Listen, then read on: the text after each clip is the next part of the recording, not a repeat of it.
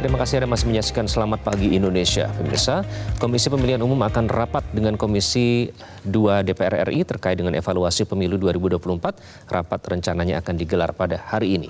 Anggota KPU Agus Melas menyebut rapat dengar pendapat atau RDP itu sebelumnya akan dilaksanakan pada 21 Maret, namun pada akhirnya diundur menjadi 25 Maret. Pengunduran rapat itu dilakukan atas permintaan KPU. Alasannya KPU ingin menyelesaikan proses penghitungan suara terlebih dahulu. Ketua Komisi 2 DPR RI Ahmad Doli Kurnia mengatakan akan ada beberapa pembahasan dalam rapat dengan KPU nanti, termasuk membahas soal polemik Sirekap hingga pemungutan suara ulang atau PSU di luar negeri. Kalau nggak salah waktu itu saya juga dapat informasi dari staf, itu akan diundur tanggal 21 Maret. Itu sempat saya sampaikan juga ke teman-teman media pada saat kami diundang itu.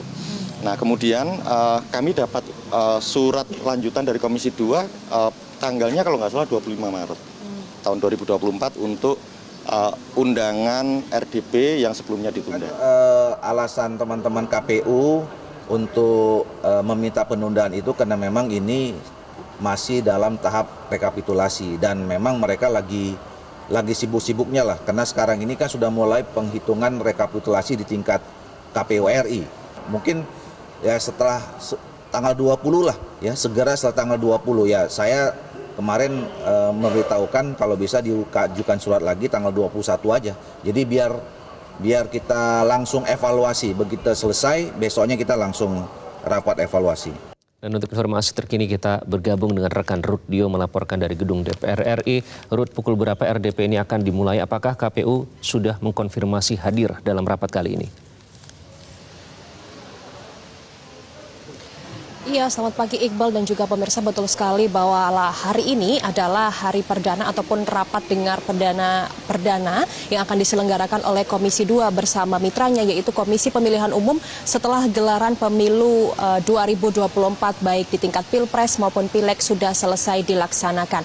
Rencananya rapat hari ini akan dimulai di ruang rapat Komisi 2 yang akan dimulai pada pukul 10 pagi waktu Indonesia Barat. Dan betul sekali kalau tadi Iqbal menyebutkan bahwa sebetulnya rapat ini akan digelar pada tanggal 21 Maret 2024.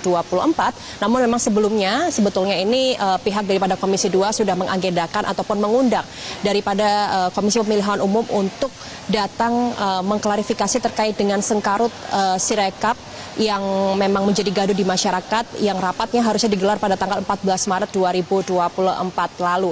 Pihak daripada Komisi Pemilihan Umum ini meminta reschedule ataupun penjadwalan ulang untuk rapat antara kedua belah pihak karena pihak daripada KPU kemarin ingin fokus untuk menyelesaikan hasil rekapitulasi suara nasional yang sudah mereka laksanakan sejak tanggal 15 Februari sampai dengan 20 Maret 2024. Untuk beberapa poin ataupun pembahasan yang nanti akan ditanyakan oleh pihak daripada Komisi 2 dalam hal ini adalah mitra daripada KPU juga, yaitu akan menanyakan beberapa hal terkait dengan sengkarut aplikasi Sirekap, yang mana aplikasi Sirekap ini ataupun dari website Sirekap ini biasanya menampilkan tabulasi diagram data perolehan hasil pemilihan presiden maupun pemilihan legislatif dan juga ditampilkan grafik data begitu berapa persen partai-partai yang sudah memperoleh ambang batas dan juga sudah berapa persen pasangan calon presiden dan juga wakil presiden memperoleh penghitungan suara. Namun di tengah-tengah pada saat proses rekapitulasi suara, pihak daripada KPU Republik Indonesia ini menarik tabulasi grafik yang biasa bisa disaksikan ataupun diakses oleh publik ataupun masyarakat untuk melihat hasilnya, karena kalau melihat dari alasan dari sejumlah komisioner KPU yang menyatakan bahwa meskipun tabulasi grafik data ini dicabut dari website Sirekap, namun untuk form C1 Plano masih bisa dilihat dan juga diakses oleh masyarakat ketika membuka website Sirekap dari kpu.go.id.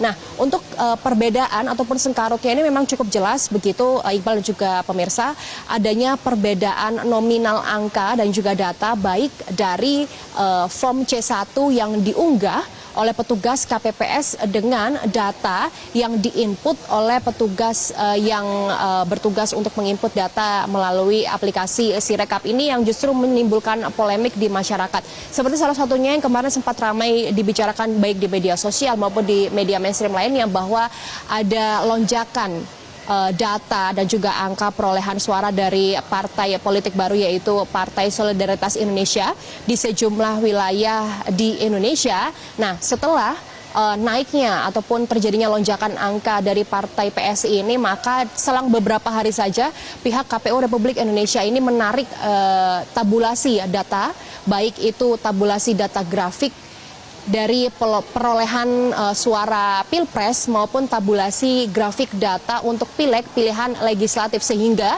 masyarakat ataupun kami awak media yang juga biasa memantau data dari Sirekap itu hanya bisa melihat secara manual, yaitu form C1 Plano yang memang sudah diunggah oleh petugas KPPS.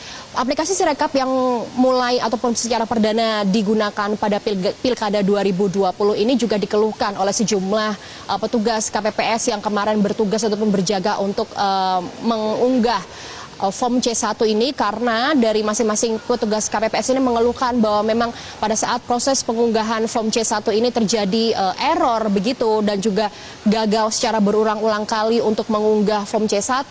Kemudian ketika sudah diunggah memang tidak diketahui apakah sudah berhasil atau tidak form C1 ini terunggah ke aplikasi Sirekap ini. Kemudian beberapa pembahasan yang lainnya nanti akan ditanyakan juga oleh petugas atau maksud kami dari anggota Komisi 2 ini terkait dengan penghitungan atau pemungutan suara ulang yang terjadi di Kuala Lumpur, dan juga sejumlah petugas pemilu yang diketahui pada pemilu 2024 ini juga diketahui meninggal sebanyak 74 orang pasca pemungutan suara, dan hal ini juga tidak dilihat dari KPU berkaca dari pemilu yang beberapa tahun lalu.